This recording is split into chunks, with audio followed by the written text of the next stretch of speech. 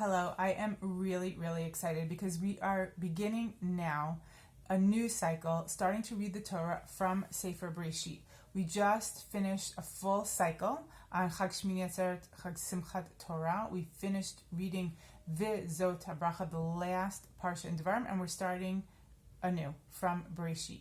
And it's no coincidence that we start right after the holiday reading from Sefer Bereishit, because we're told, of course we know that in Yom Kippur we start with a clean slate, but little secret that got out of the bag is that we know if we need it, we have an extended time till Chag Shmini Atzeret if we need to get in, some good deeds or some extra repair work that we didn't do when we were supposed to do it before Yom Kippur. But now, after the holidays, we're starting fresh, we're starting clean, new slate. We have to try and build a better us. And the only way to build a better us is to look into the Torah to see what God instructs us. What does God want from us? And that's how we know how to be good people. And there's so much to learn, specifically, I think, in Sefer Bereishit, that instructs us on what to do by telling us these different stories, or what it says, how it says, when it says it. All of these are hidden lessons for us. And I took out two things that I want to talk about that I think are vital. And there's so many interesting things, but these two things I think are two main points that God wants us to understand in life in order to have a successful life. So one of the questions was a question that I asked at my niece's Sheva Brachot, is why did God create Adam and Chava together? It tells us first that he created man and woman, he created them, and then it tells us later that he took Chava from Adam and then he brought them together in the Garden of Eden. Why create them together as one if eventually he knew he was going to create them separately and bring them together? That's one question. My next question is, why did God create Adam, one man alone, and then give him this commandment and then Chava, give them a commandment to populate the earth? Why didn't he just, when he created the world, he created many plants, many fish, many animals? Why didn't he make many people and then tell them to continue to populate the earth?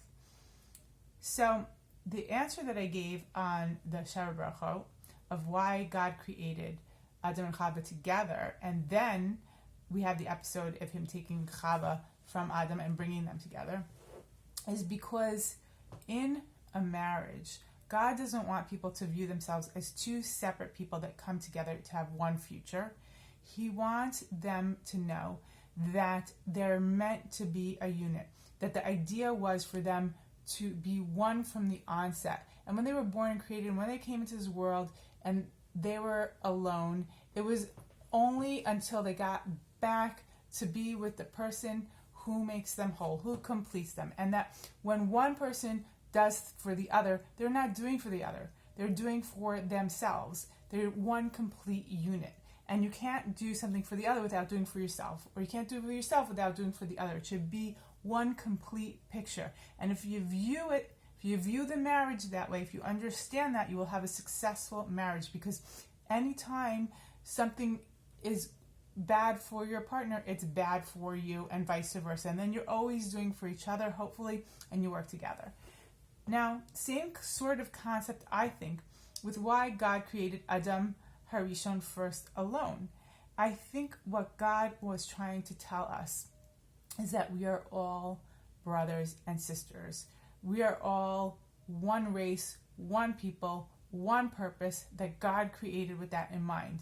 There's only one race, and that's the human race, and that we have to work together like brothers and sisters, work with one another to achieve the one goal that God put us on this earth, and that is to just live a good moral life in service to God, working together. And if we keep that in mind, if we know that we are all one people and that we should work together and work in harmony, life will be good.